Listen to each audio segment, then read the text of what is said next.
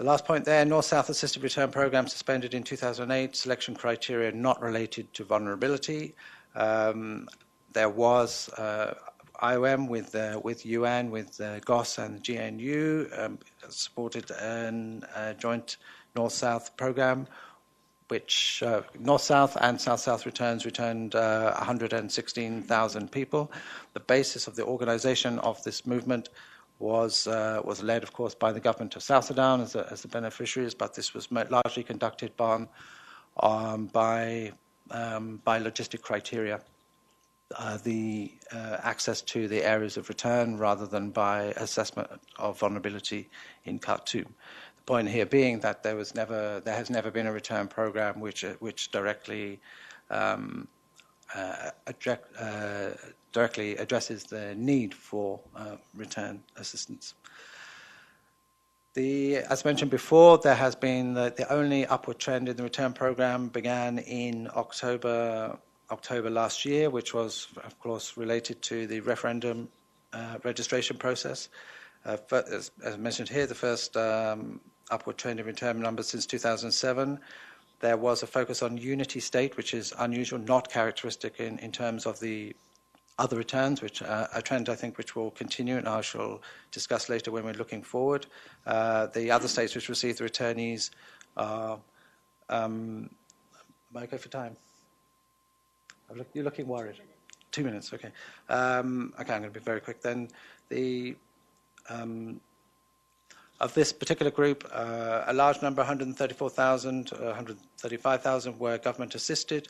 Onward transportation assistance provided to over 7,000 returnees. This is an important service which was provided to, even though there is no North-South return movement, there is a system for picking up returnees who are stranded in the South, who reach a certain part of their onward journey but are not able to complete. There is a program by IOM and other partners in order to assist those people home. A very interesting demographic about change in the new returns is that those returning to urban centres constitute 66% of the the returning population, in contrast to 8 to 10% of the previous returning populations. What we see here is another change in the demographic, which is that I'm going to cut to the chase because we have very little time, that there is an increase within the working age category of returnees in the which begins for both male and female during 2010.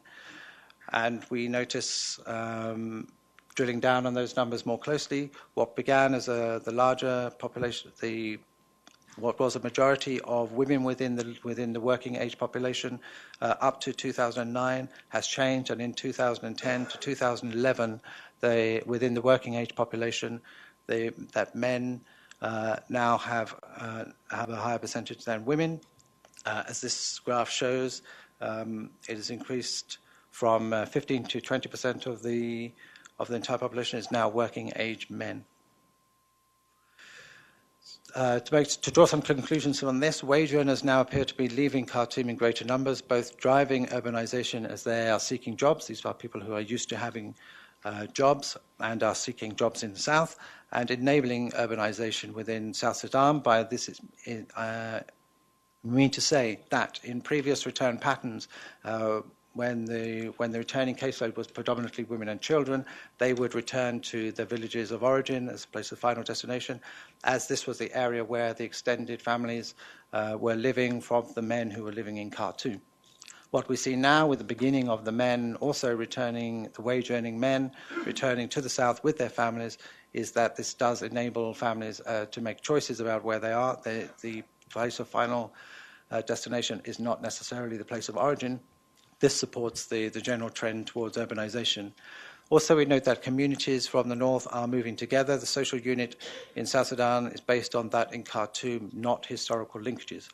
So again, there was a prevalence of people returning to the place of origin, as particularly women and children, so that they were under the care of the male head of the household's extended family. Now, as families move, they They come with the social unit in Khartoum as one, not so dependent on the historical family linkages.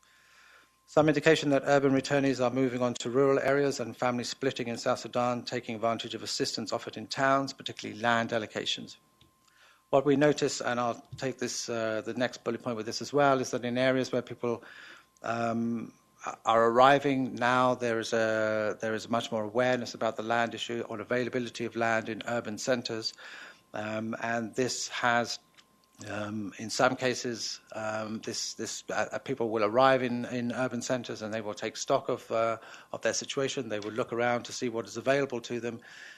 This discourse, which now and the assistance for agencies around the land issue has definitely highlighted the availability of this land, which is to some extent affecting the decisions of people as to whether or not to settle in urban areas or to go to their places of origin. But we will notice that the levels of urbanization are much, much lower in states, particularly states where the return has been well managed by the government.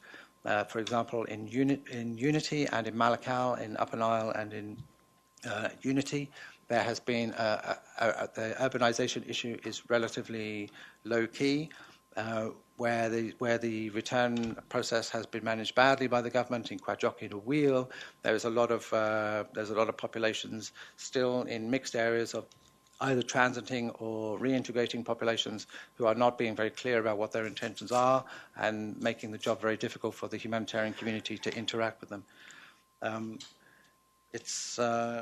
Okay. Just to move on very, very quickly to the last point. This picks up on the point I was making earlier about the returns later in the year, what we see over the separation period, what we predict to happen over the separation period.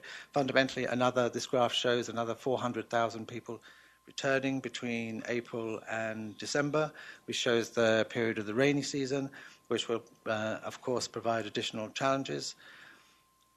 And here we show basically what those return routes will probably mean, taking into consideration that there will be that the land routes through the centre through the transitional areas, particularly around Abyei and southern Kordofan, will most likely not be available due to increased tensions around Abyei.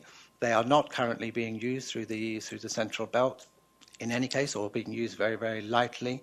This is bound to intensify, so people who do return will have very limited options in how to return. They will, according to our predictions, travel to Upper Nile in very, very large numbers. The rainy season will mean that it's going to be very hard to provide them with onward transportation. That means that we will be looking at a situation of larger numbers gathering in Upper Nile and more protracted displacement during that period. We'll try we as the partners who are dealing with the onward transportation assistance and receiving of returnees in the south are looking at trying to open up a route to the western states across the north, which is shown across the top. And that is the end of my presentation. Thank you very much.